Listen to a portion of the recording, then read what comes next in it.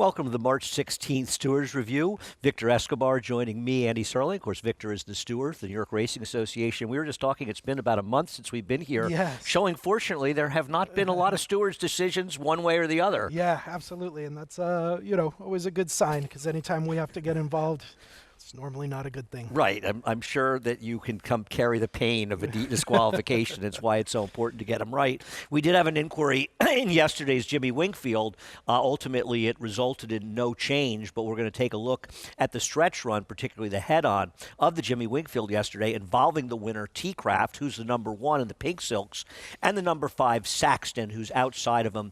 T-Craft kind of makes his own room, but I'll let you talk about your decision. Thank you, Andy. Yes, we hung the inquiry just looking at a brief incident between the 1 and the 5. As you stated, the 1 here in the pink cap, he's behind horses early. He's going to make a little move out to the outside just to get to that running lane there.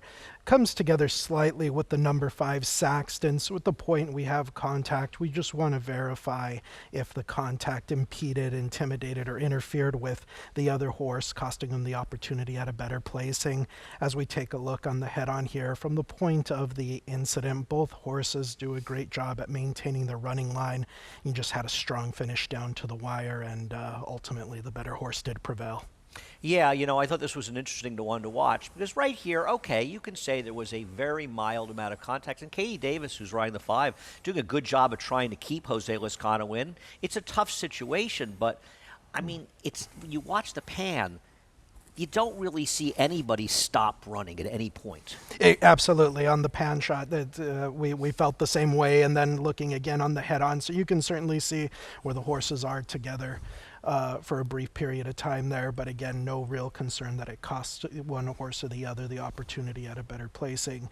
And for us, we just wanted to take the moment, go through the inquiry, because of course as stewards, it's always a lot easier to go through the motions of an inquiry, resolve it with no change, rather than looking back later and saying, look, did we miss something? Did we overlook something on initial review here? So that's why we went through the motions of the inquiry in this race. Well, your job is not only to make these decisions, but it's also to make sure the public knows that you're paying attention, because I think sometimes they think you're not paying attention. Of course you are. Absolutely. That's always one of the number 1 complaints that you hear, not only from the public, but from our participants as well.